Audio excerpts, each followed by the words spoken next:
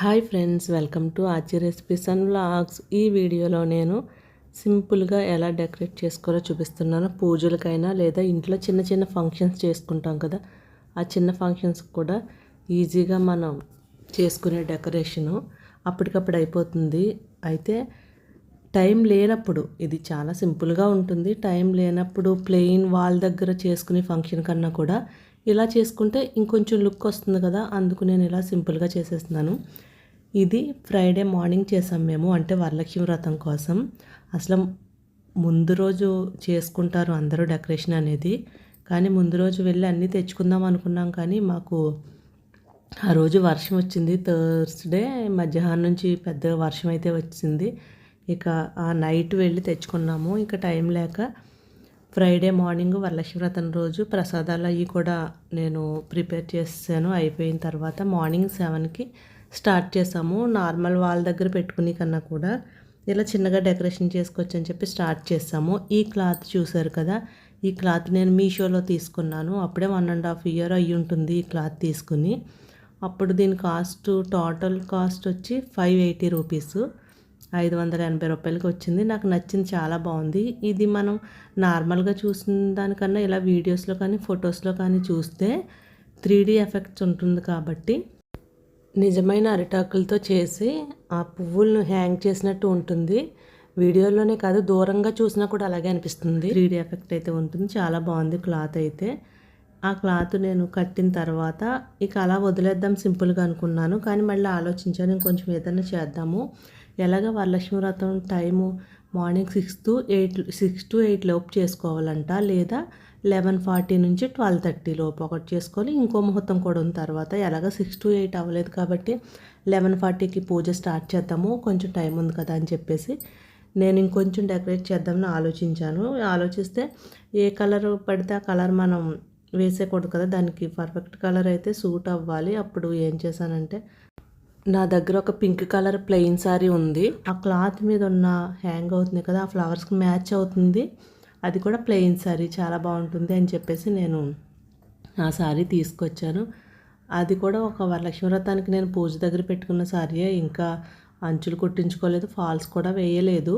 ఆ శారీని అయితే ఇలా డెకరేట్ చేస్తున్నాను. బాగుంటుంది, మ్యాచింగ్ కూడా అయింది కదా, కలర్ కాంబినేషన్ బాగుంటుందని చెప్పేసి నేను దీన్ని ఇప్పుడు ఒక ఆర్చ్ లాగా పెడుతున్నాను. ఈజీగానే, అంత టైం కూడా తీసుకోవట్లేదు, ఎందుకంటే అప్పటికప్పుడు కదా. అదే ముందు రోజు అయితే మనం కొంచెం ఆలోచించుకుంటాము. అప్పటికప్పుడు చేసుకునే డెకరేషన్ ఇది. ఏ ఫంక్షన్కైనా నార్మల్ వాళ్ళ దగ్గర పెట్టుకోకుండా కొంచెం లుక్ ఉండటం కోసం, అలాగే మనకి ఆ ఫంక్షన్ జరుగుతుంది అక్కడ అనే ఫీలింగ్ కోసం చాలా బాగుంటుంది కదా. అక్కడ ఆ ఫొటోస్లో కానీ వీడియోస్లో కానీ చూసినా మనకి ఆ బ్యాక్గ్రౌండ్ అనేది బాగుంటుందని చెప్పేసి నేను ఇలా అయితే చేసేస్తున్నాను. సారీ తీసుకుని ఇంకా పిన్స్ పెట్టేస్తున్నాను. ఇలా ఒక ఆర్చ్ లాగా వచ్చేలాగా ఆ స్టెప్స్ని అడ్జస్ట్ చేసుకుంటూ పిన్స్ అయితే పెట్టేస్తున్నాను. పెట్టిన తర్వాత చాలా బాగుంది అనిపించింది, ఎందుకంటే సేమ్ ఆ ఫ్లవర్స్ కలర్ సారీ ఉండటం వల్ల బాగుంది. మళ్ళీ వేరే కలర్ అంటే అది మ్యాచ్ అవుతుందా లేదా అని చూసుకుని అన్నీ చేయాలి. ఇదైతే చాలా బాగా మ్యాచ్ అయింది. దీన్ని స్లోగా ఇక ఆ స్టెప్స్ అలా పెడుతూ పిన్లు అయితే పెట్టేస్తున్నాను. ఇది చేసిన తర్వాత ఇంకా అమ్మవారిని కూడా చేయాలి. ఇప్పుడు నేను పూజ రూమ్లోనే చేసుకుంటాను వరలక్ష్మి వ్రతం అనేది. ఓకే, ఈ ఇయర్ ఇలా ట్రై చేద్దాము అని చెప్పేసి నేను ఈ డెకరేషన్ అంతా కూడా హాల్లో చేస్తున్నాను. అక్కడ సోఫా ఉంటుంది, దాని పక్కన చైరు ఉంటుంది. అవన్నీ కూడా నేను హాల్లో పక్కకి జరిపేశాను. మళ్ళీ ఇవంతా తీసిన తర్వాత మళ్ళీ సేమ్ ప్లేస్లో వేసేసుకోవచ్చు అని చెప్పేసి పక్క తీసేస్తున్నాను. ఇక్కడైతేనే బాగుంటుంది, సెట్ అవుతుంది కూడా. అలాగే ఫేసింగ్ కూడా ఉంటుంది కదా, ఈస్ట్ ఫేసింగ్ అలా కూడా ఉంటుంది. దాన్ని బట్టి కూడా నేను ఇక్కడే చేస్తున్నాను. ఇక ఇంకొంచెం ఏమన్నా చేద్దామో అని ఆలోచించేసరికి బంతిపూ దండలు ఉన్నాయి. ఆ బంతిపూ దండలని ఇలా అయితే డెకరేట్ చేస్తున్నాను. అంటే నేను ఈ ఆర్చ్కి సెంటర్లో ఒకటి, ఆ చివర ఈ చివర హ్యాంగ్ చేద్దాము అనుకున్నాను. పైన కూడా ఇలా ప్లేస్ ఉంది కదా, అందుకు నేను మళ్ళీ ఇలా పెడితే బాగుంటుంది అని చెప్పేసి మళ్ళీ 2 బంతిపూ దండలను తీసుకుని పిన్నుల సహాయంతో ఇలా సేమ్ ఆర్చి ఎలా పెట్టానో నేను ఆ క్లాత్ని సేమ్ అలాగే అక్కడ పెట్టేస్తున్నాను. అయితే ఇంకొక 3 దండలు ఉంటే మనం ఇలా సెంటర్లో ఒకటి, ఆ చివర ఈ చివర ఒకటి ఇలా వేలాడిలాగా హ్యాంగ్ చేసుకున్నా కూడా ఇంకా బాగుంటుంది, ఇంకా కొంచెం హెవీ లుక్ అయితే వస్తుంది.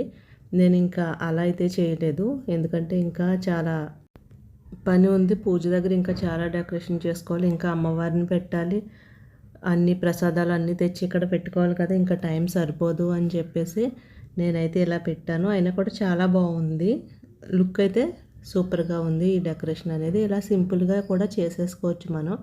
ఈ క్లాత్, మెయిన్ క్లాత్ నాకు చాలా బాగా నచ్చింది. ఈ క్లాత్లోనే ఇంకా మధ్యలో వినాయకుడు ఉండటం అలా కూడా ఉన్నాయి, లేదా ఎల్లో కలరు పువ్వులు, బంతి పువ్వులు లాంటివి హ్యాంగ్ చేయటం ఆ కలర్స్ కూడా ఉన్నాయి. కానీ నాకు ఈ పింక్ కలర్ పువ్వులు హ్యాంగ్ అవుతున్నాయి కదా, ఇలా బాగుంది. ఇవి కొంచెం లుక్ ఉంది, అలాగే పైకి కనిపిస్తుంది కదా. ఎల్లో అయితే మళ్ళీ దాంట్లో కలిసిపోయినట్టు ఉంటుందని చెప్పేసి నేను ఈ క్లాత్, ఈ కలర్ కాంబినేషన్లో ఈ క్లాత్ తీసుకున్నాను.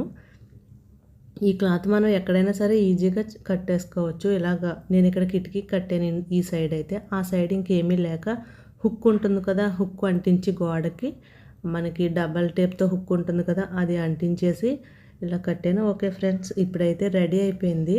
ఈ వీడియో మీకు నచ్చితే లైక్ చేయండి, షేర్ చేయండి, అలాగే ఆచి రెసిపీస్ అండ్ వ్లాగ్స్ అనే ఈ మన ఛానల్ని సబ్స్క్రైబ్ చేసుకోండి. Thanks for watching.